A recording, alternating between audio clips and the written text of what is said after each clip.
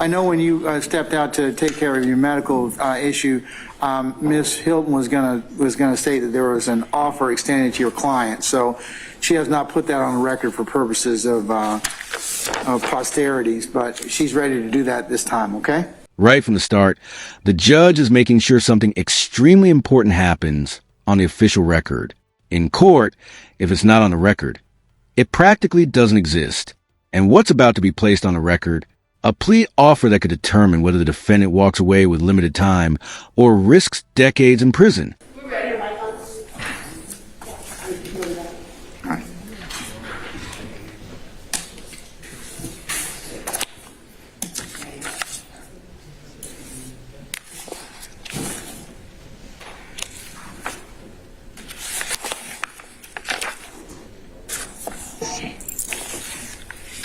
Ready, Your Honor? Yes, ma'am. Go right ahead.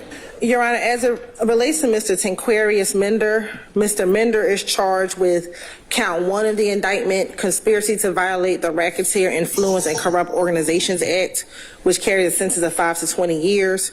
He's also charged with count 44 of the indictment, which is possession of a weapon by an incarcerated individual, which carries a sentence of 1 to 5 years. Count 45, possession of a telecommunication device by an incarcerated individual, which carries a sentence of 1 to 5 years. And last, count 46, which is participation in criminal street gang activity, which carries a sentence of 5 to 20 years. This is where the stakes explode. The prosecutor just laid out 4 serious charges, including RICO conspiracy and gang activity. But the real bombshell? The recidivist notice. That means if he's convicted, the judge may have no choice but to give the maximum sentence. In simple terms, lose at trial, and he could be staring at 50 years behind bars. Mr. Minder is an ANC recidivist. The state did file a recidivist notice on December 9th of this year. If Mr. Minder was found guilty of all the counts in the indictment, he'd be looking at a maximum exposure of 50 years to serve in prison. And now, could you explain the difference? I think for Ms. I'm sure that Ms. Fagan has probably explained that to her client, but can you tell Mr. for the benefit of the record and for Mr. Minder's benefit? Door-to-door sentence. That phrase might sound simple, but legally it's brutal. It means no early release, no good behavior credit, no shortcuts. If the sentence is 20 years, you serve 20 full years. This is exactly why plea negotiations become so intense in cases like this. What potentially may happen if he were to be convicted of any of these particular counts? Like what would, under A or C? Yes, if he's convicted of any of the counts, as an ANC recidivist, Mr. Minder, you would have to get the maximum amount on for that charge, and then whatever time the court gives you, which if was to be the maximum, you have to spend every day door to door, which means you have to spend every day in custody. You get no good time. No. It's a to-the-door sentence. Yes, he would get any credit for a time served. Of course, yeah, absolutely. But anything else would be a full sentence door to door. So his max is 50 years? Yes, Your Honor. Okay, and what's the state's offer? Yes, Your Honor. The state's offer for Mr. Minder as to count 1. Now here's the twist. Despite those terrifying maximum penalties, the prosecution is offering something dramatically lighter, essentially time served and probation. That's the classic courtroom gamble. Take the deal and limit your risk, or go to trial and risk everything. It's 16 years to serve 1 year, commuted to time served, with a balance of 15 years on probation. The state would offer that his probation could be terminated upon successful completion of the first 10 years of this sentence, provided that he violated no provisions of the agreement or no special conditions of the agreement, and that he violates no law of the state of Georgia. As to count 44, the state's recommendation is 5 years to serve 1 year, commuted to time served, with a balance to be served on probation, concurrent with count 1. As to count 45, it would be 5 years to serve 1 year. And here's the pressure tactic prosecutors often use. The offer expires today. This forces a defendant into a high-stakes decision with very little time to think. Take the deal now, or risk losing it forever. Commuted to time served in confinement, commuted to time served, followed by 4 years on probation, concurrent with counts 1 and 44. And count 46 would be 16 years to serve 1 year, commuted to time served, followed by 15 years on probation, concurrent with count 1, 44, and 45. Would be the offer. Mr. Minder also is currently on another indictment. And there it is, the moment of truth. Despite the risk of 50 years, the defense rejects the plea and chooses trial. That's one of the boldest moves in criminal court.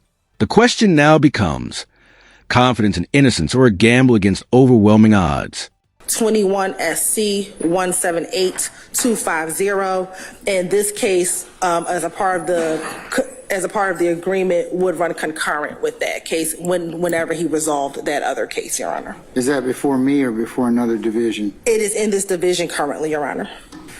And that's being handled by ADA Lauren Jansen with the state.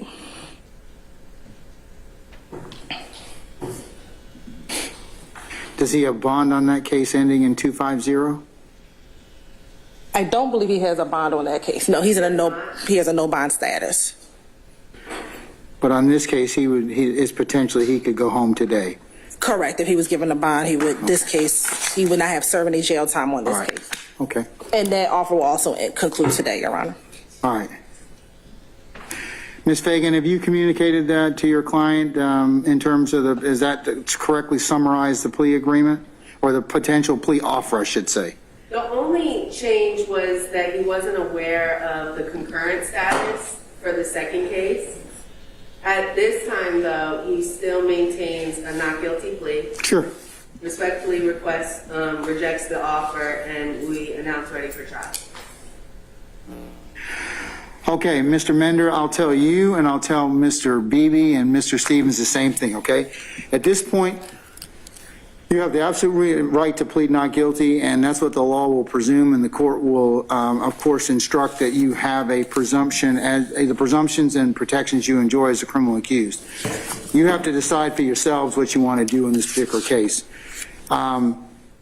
depending upon the results or the outcome of the trial. The only thing I would tell you, Mr. Minder, is the most, and I'm sure that Ms. Fagan, she is a very fine attorney. Seen her work. But trials, there's one thing about trials, it's uncertainty. You don't know what's going to happen. So you got to beat 4 counts. If you don't beat them, what will happen is under this A and C recidivist statute, I have to, under the law, sentence you to the maximum sentence. And then whatever I sentence you to, you serve to the door. That's not anything I have any discretion over. It's not anything because I don't like you or because of what you're being charged with or whatever. Those have nothing to do with anything. That's what the state of Georgia, the legislature has mandated that I sentence you to. So one of the things a plea does is you know what you're getting. It caps your exposure. So, and what the state's telling you today is if you take the plea today, this is what you're going to get, and this is what I probably sentence you to, and you're done. You got to decide that for yourself. You can't be worried about any of these other folks that are attached to this indictment, because a plea is individual to that particular person for those particular reasons that he or she feels is a best interest to them, not anybody else. So if you want a couple minutes out to talk with Ms. Fagan about that, nobody will be the wiser, and certainly, but if you don't wish to do so, that's fine too. You'll get the fairest trial that the law demands and expects you to get. You will get that. I, as your trial judge, will make sure that that occurs. But one of the things I cannot do is I can't force the state at the end of trial to pull this recidivist notice. If you get convicted, they can maintain it and you'll serve every day of it. And Ms. Fagan can ask them to pull it and they can say no. I can't make them do that. So you got a lot to think about. So I'll give you a few more minutes to ponder that, because that is, when they file a recidivist notice, they have basically, in poker terms, they've called. Like, what do you want to do? So I'll let you think about that, and you can let me know, and if not, then we'll see you next week for trial.